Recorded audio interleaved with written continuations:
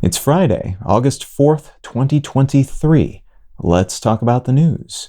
From Reuters, Meta starts blocking news in Canada over law on paying publishers. Meta, the parent company of Instagram, Facebook, and WhatsApp, has announced that it has started to remove access to news content on its platforms for Canadian users in response to a local law that would require internet behemoths like Meta to pay news publishers for their work. This Canadian law is similar to one that was deployed in Australia in 2021, and which led to an agreement between Australian media companies and tech giants like Google and Meta, along with amendments to the legislation. Google has said that the Canadian version is broader, though, and Meta has said that news articles don't make up an appreciable percentage of most users' feeds, and thus, more or less, will not be missed. The Canadian Prime Minister has said that these tech companies' arguments are flawed and that their stance on presenting news is bad for democracy. From the New York Times, Europeans evacuate Niger amid risks of wider conflict. Hundreds of European citizens have been evacuated from Niger on a plane sent by France following a coup by the Nigerian military that is now threatening to spark conflict in the region. This is a rapidly developing story, but basically, Burkina Faso and Mali both had their own military coups recently, and that made the democracies in the area nervous.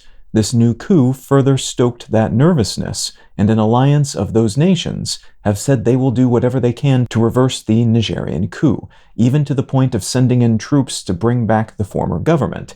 And there have even been some light sanctions put into place against Niger, including the truncation of energy imports. In response to that, the military governments of Burkina Faso and Mali have said they would treat an incursion into Niger by these democratic nations as an attack on them, which has raised international concerns about a potential regional conflict.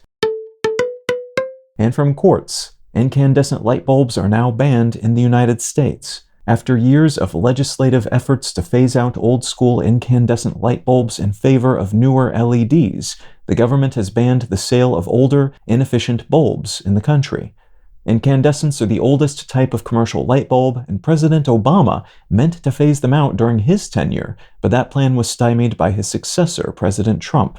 President Biden put the ban back on the table, and the new rule, which bans the sale but not the use of most older bulbs, was announced in April of 2022.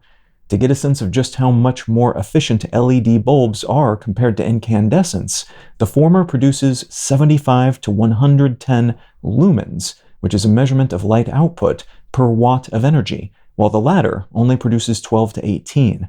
What's more, LEDs last 25 to 50 times longer, use 85% less energy, and thus rack up much smaller energy bills, and that's expected to save U.S. citizens about $3 billion a year on their utilities. If you're finding some value in One Sentence News, consider leaving a quick review wherever you get your podcasts and/or sharing the show with a friend. You can find out more about this show or subscribe to the email version at onesentencenews.com, and you can support this and other related projects, like the Let's Know Things and Brain Lenses podcasts at understandery.com.